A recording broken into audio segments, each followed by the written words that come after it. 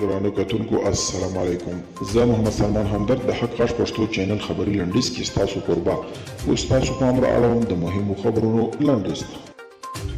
حمید کرزي په هرات ولایت کې د خلکو له لوري تکبیر نارې ته غبرګون کې ویلي چې دا چې د هیواد له وراني او پردي تپل شوي جګړې د خلکو بیزاري څرګندوي او د یاد جګړې پر ضد د ملي پاڅون په معنا دي. نوموړي پر طالبانو غږ کړی دی چې دا نارې یو جدي خبرداري وګڼي. ښاغلي کابل په طالبان یو سیاسي او نظامي تحریک دی او په افغان ډلو کې تر ټولو کامیاب تشکیلات لري.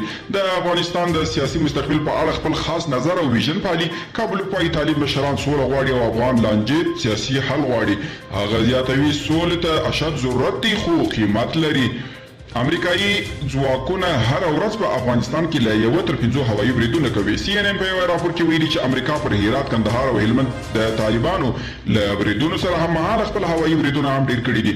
سرچینې د امریکایي چارواکو ویلي چې هر ورځ له 1 تر 5 هوایي بریدونه کوي او امریکا د خپل ګټو او ملي امنیت د ساتنې لپاره افغانستان د خطر سره مخ کړی دی.